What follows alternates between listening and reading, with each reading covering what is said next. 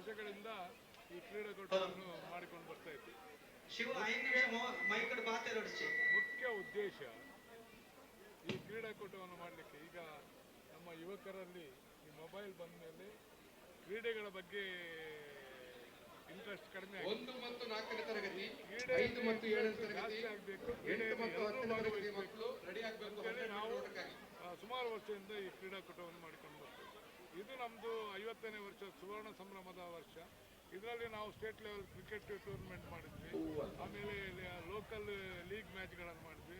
Throwball ಇರ್ಬೋದು, volleyball ಇರ್ಬೋದು, ಕಬಡ್ಡಿ ಇರ್ಬೋದು, ಇವತ್ತು ಕೂಡ ಹಗ್ಗ ಜಗ್ಗಾಟ ಇದೆ, ಕ್ರಿಕೆಟ್ ಎಲ್ಲ ಮ್ಯಾಚ್ಗಳನ್ನು ಮಾಡಿ ಇವತ್ತು ಬಹುಮಾನ ವಿತರಣೆಯನ್ನು ಸಾಯಂಕಾಲ ಈಗ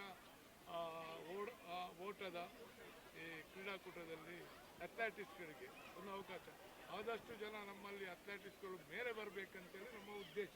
ಅದಕ್ಕೋಸ್ಕರ ನಾವು ಇದನ್ನು ಮಾಡ್ತೇವೆ. ದೇಶಿ ಕ್ರೀಡೆಗಳಿಗೂ ಕೂಡ ಉದ್ದೇಶ ನಾವು ಕಬಡ್ಡಿ ಆಡ್ತಾ ಇದ್ವಿ, ಹಗ್ಗ ಜಗ್ಗಾಟ ಇದೆಲ್ಲ ಹಳ್ಳಿದ್ದು, ಅದನ್ನು ನಾವು ಇಲ್ಲಿ ಇವಾಗ ಮಾಡ್ತಾ ಇದ್ದೀವಿ.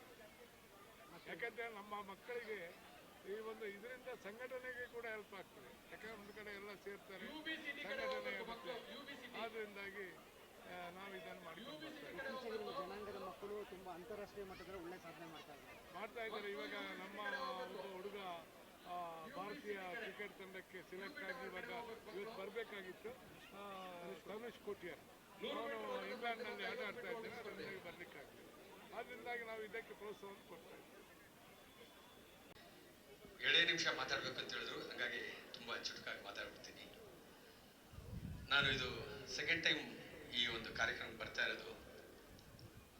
ಒಂದು ಈ ನಿಮ್ಮ ಕಾರ್ಯಕ್ರಮ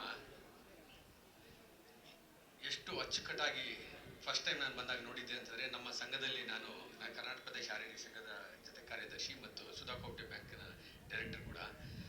ನಾನಲ್ಲಿ ಡಿಸ್ಕಸ್ ಮಾಡಿದ್ದೆ, ನಾವು ಇದರ ರೀತಿ ಒಂದು ಕಾರ್ಯಕ್ರಮ ಮಾಡಬೇಕು, ನಾವು ಮಾಡ್ತೀವಿ ಅಲ್ಲಿ ಒಂದು